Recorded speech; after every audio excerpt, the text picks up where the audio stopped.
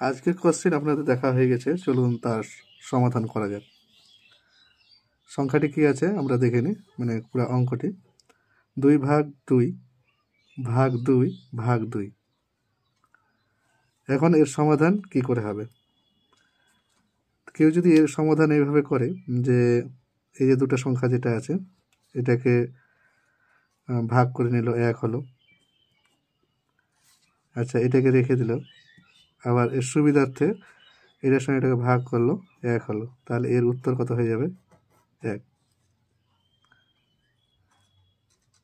আবারও কেউ এইভাবে করতে পারে যে পিছনে যে দুটি সংখ্যা আছে প্রথমে সে ভাগ করে নেবে। তো আগে প্রথমের সংখ্যাগুলো যদি আমি নামিয়ে নিই, এই দুটো সংখ্যা নামালাম, এটাও নামালাম, আর এটা যদি আমরা ভাগ করি তো ধরলাম এটা 1 হলো।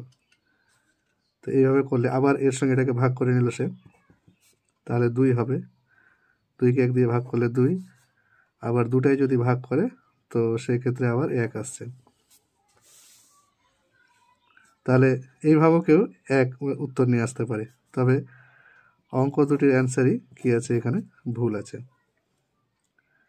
কারণ এই ধরনের যখন অঙ্ক থাকবে সিরিয়ালি যদি ভাগ এভাবে দেওয়া থাকে, তাহলে সেক্ষেত্রে নিয়ম হচ্ছে যে প্রথম দুটির ভাগ করতে হবে, যেটা ভাগফল পাওয়া যাবে তারপরেরটার সঙ্গে ভাগ করতে হবে, আবার যে ভাগফলটা পাওয়া যাবে তারপরেরটার সঙ্গে ভাগ করতে হবে, তাহলে সঠিক উত্তর আসবে। যেমন এখানে কত আছে, এই দুটো যদি আমরা ভাগ করি তো কী পাবো? 2কে 2 দিয়ে যদি ভাগ করি তো আমরা পাচ্ছি কত? 1। তাহলে এই দুটো ভাগ করা হয়ে গেল আমাদের, বাকি থাকলো আমাদের 2/2। এখন এই দুটো সংখ্যাকে ভাগ করতে হবে আমাদেরকে। তো এই দুটো সংখ্যাকে যদি ভাগ করি তো আমরা যদি এটাকে এইভাবে লিখে দিই, এটাকে আমরা উপরে নিচে এটাকে 2 লিখে নিলাম, এইভাবে যদি রেখে দিই তবুও হবে। এই যে 2 করে দিলাম। এখন এটা ভগ্নাংশের ভাগ হয়ে গেল। তো আমরা এই যে গুণ ভাগ আছে যেটা, এটাকে গুণে যদি রিপ্লেস করি তাহলে কি করতে হয়? লব হর আর হর লবে হয়ে যাবে, অর্থাৎ এই সংখ্যাটা যেহেতু উপরে আছে তো নিচে বসে যাবে আর 1 হয়ে যাবে উপরে। নিচে থাকার মানে হচ্ছে যে 2কে আমরা 1-এর 2 বা 2-এর 1 কোনটা লিখতে পারি? আমরা 2কে 1-এর 2 লিখতে পারবো না, কারণ এটা 1-এর 2 মানে অর্ধেক হয়ে যাচ্ছে। তো 2কে আমরা 2-এর 1 লিখতে পারবো, কারণ এর মানটা আবার 2-এ ফিরে আসবে।